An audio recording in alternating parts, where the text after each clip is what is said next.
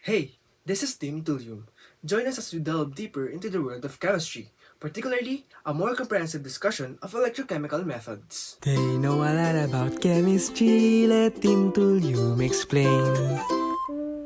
Before we begin to our main discussion, it is equally important to refresh our minds about what govern these electrochemical methods, the electrochemical reactions. So, the electrochemical reactions mainly involves the transfer of electrons from one species to another. Interestingly, this flow of electrons can probe chemical changes. Electrochemical processes include oxidation-reduction reactions, wherein the energy released by spontaneous reaction is converted into electricity, or vice versa, in which the electrical energy is used to cause a non-spontaneous reaction to occur. Let us now put our attention to the various analytical methods in which a measurement of potential, current, or charge in an electrochemical cell serves as an analytical signal. Electrochemical methods can be classified into a vast range of experiment designs. However, to trim it down into its simplest division for us to have an easier grasp, it is classified into two, namely bulk methods and interfacial methods. In simpler terms, bulk electrochemical methods are those approaches that measure the properties of the whole solution. For instance, the measurement of the solution's conductivity is a bulk method, as it is proportional to the total concentration of dissolved ions, which is a property of the whole solution. On the other hand, we have the interfacial electrochemical methods, wherein the signal is a function of phenomena that occurs at the interface between an electrode and the solution in contact with it. To give you a brief example, is the determination of pH using a pH electrode. To explain further the interfacial methods, let us go back to the basic principles of the pH meter. It primarily consists of a reference electrode and a glass electrode.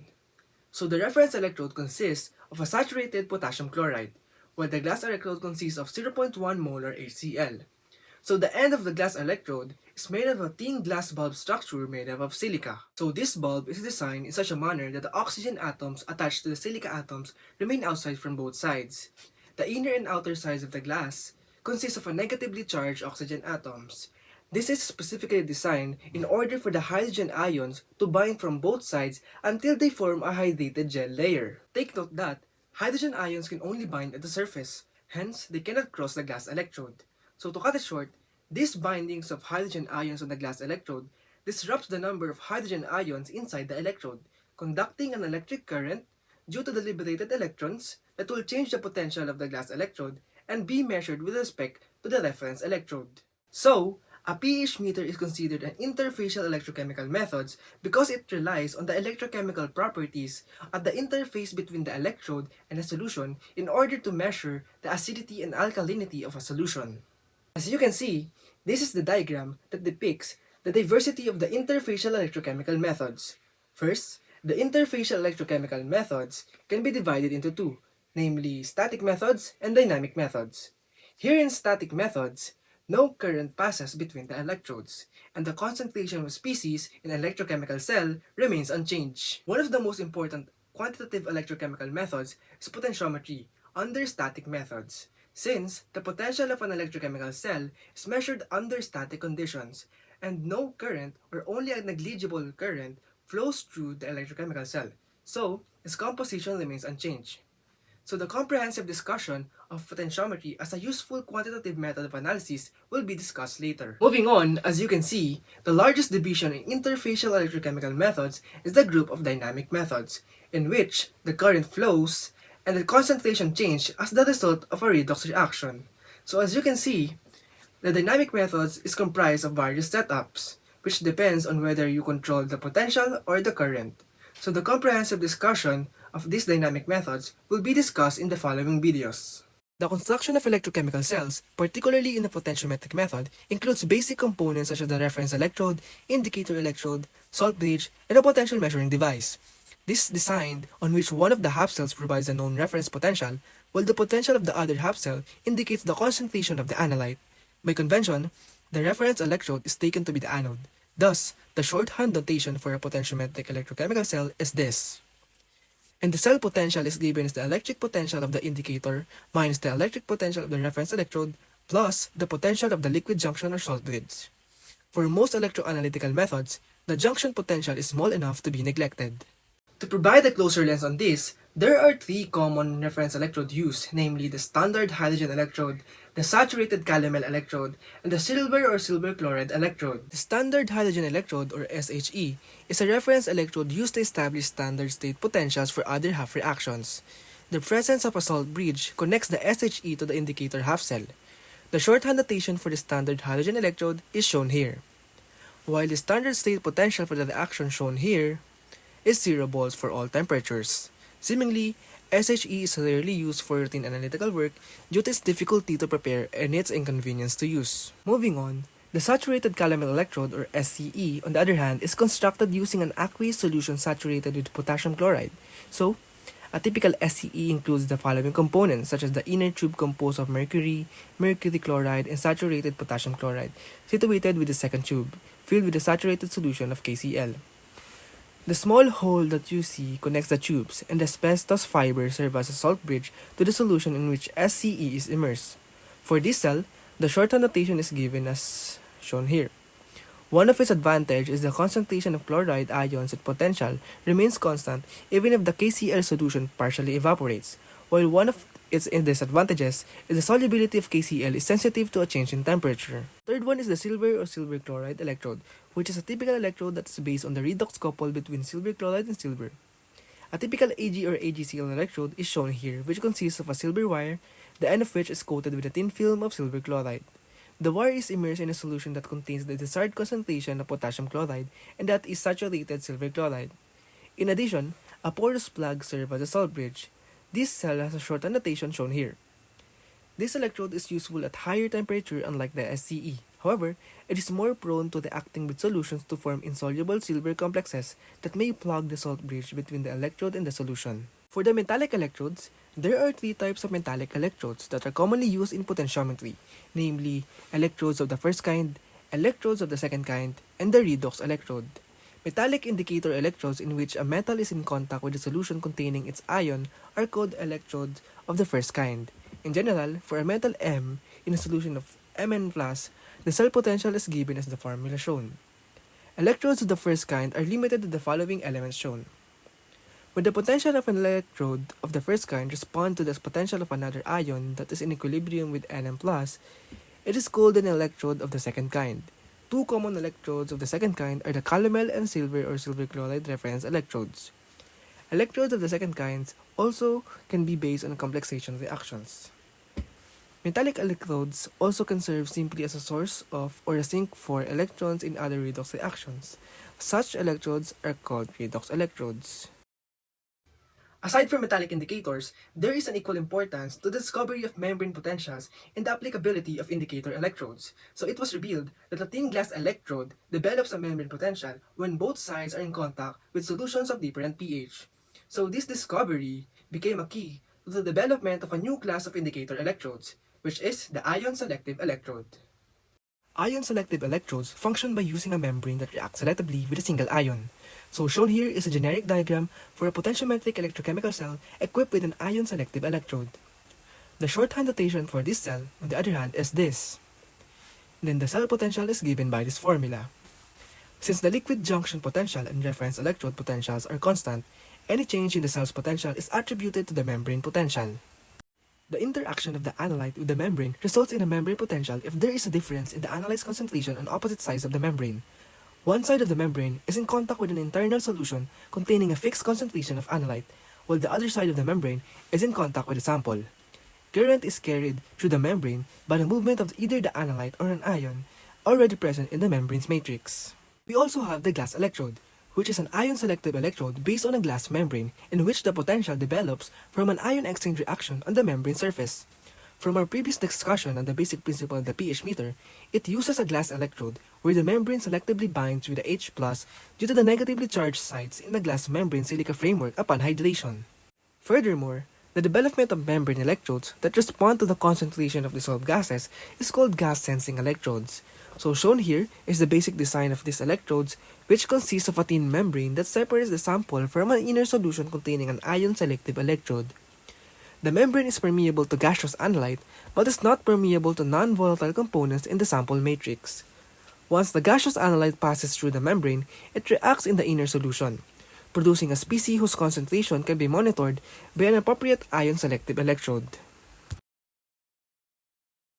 Now that we are done with a slight review on electrochemistry, we shall now delve in with what is the potentiometric method of analysis.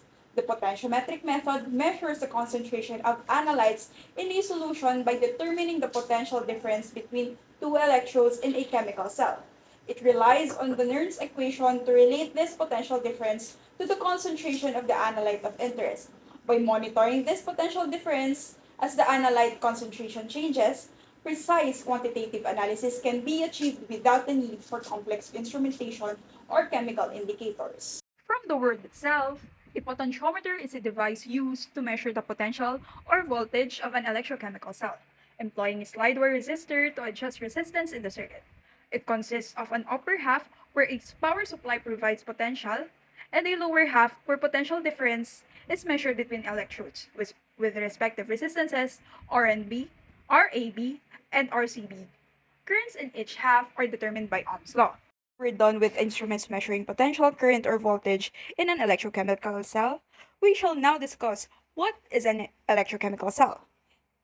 Here, we divide it into two half cells to prevent spontaneous reactions from short-circuiting the cell. Each half cell contains an electrode immersed in a solution with ions that determine the electrode's potential. To connect the half cells, we use a salt bridge containing an inert electrolyte like potassium chloride. This salt bridge has porous frits at the ends, allowing ions to move between half cells while preventing mixing. Convention, the left electrode is the anode, where oxidation occurs, and the right electrode is the cathode, where reduction occurs. The cell's potential is determined by the overall reaction, and this setup allows us to measure and control electrochemical reactions accurately. Here is the Nernst equation that tells us how the concentration of ions in the solution affects the potential at each electrode. E naught is the standard state reduction potential, or is the gas constant, T is the temperature in kelvins, and N is the number of electrons involved in the gas reduction. F is the Faraday's constant, and lastly, Q is the reaction quotient. Under typical laboratory conditions, at temperatures of 25 degrees Celsius or 298 Kelvin, the Nernst equation becomes like this.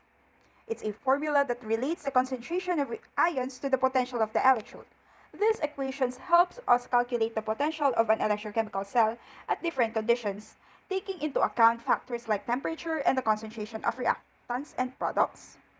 Simply say that the potential of the electrochemical cell depends on two main things: the potential of the cathode, which we will call it EC, and the potential at the anode, which we will call it EA. The difference between these two potentials, EC and EA, gives us the overall potential of the cell, which we call E cell. It's like adding up the individual contributions from the cathode and the anode to get the total potential of the cell. On the given equations previously, we can apply it to the given electrochemical cell from before. Substituting the values with the standard state reduction potentials and the concentrations of silver ion and zinc 2 plus ion, the potential for the electrochemical cell is 1.555 volts. After the discussion of how potentiometry works, for this part, we are going to put theory into practice. We are going to look at the lens of applying the theories into actual applications. However, before we do that, let us first solidify our understanding of the concepts by closely examining the relationship of cell potential and the analyte's concentration, as well as methods for standardizing potentiometric measurements. In describing metallic and membrane indicator electrodes, the Nernst equation relates the measured cell potential to the concentration of analyte. In writing the Nernst equation, we often consider ignoring an important detail, and that is the potential of an electrochemical cell is a function of activity, not concentration. Remember, activity is a measure of the effective concentration of a species under non-ideal conditions. This determines the real chemical potential for a real solution rather than an ideal one. Thus, the Nernst equation for a metallic electrode of the first kind is more appropriately written as shown in equation number 1. We know that the activity of an ion is equal to the product of its concentration and a matrix-dependent activity coefficient. Equation number 3 can be used to solve metal ion's concentration if its activity coefficient is known. However, activity coefficient may also be difficult to determine. If, however, the standards and samples have an identical matrix, then the YMN plus remains constant and equation 3 can be simplified to equation 4. Next, in conducting experiments, we always perform standardization. For example, we commonly standardize our sodium hydroxide with KHP to be used in acid-base titrations. Standardization is crucial for us chemists to ensure the traceability of results to an accepted reference measurement system. Standardization is also applied in potentiometry by standardizing the electrode. When we're doing measurements to find out how much of a substance or analyte is in a sample, we usually want to know its concentration, not its activity. The way the electrode responses depends on the activity of the analyte, but we're more interested in concentration, which isn't always directly related to activity. When we plot the electrode's response, like in this case voltage, against the analyte's activity, we usually get a straight line. But if you plot it against concentration instead, especially at higher concentrations, the curve might bend because of the changes in the analyte's activity level. But sometimes we can use a curved calibration curve to find the concentration if the standard solution we're using matches the sample's matrix of substances. But often, we don't know exactly what's in the sample, so matching becomes tricky.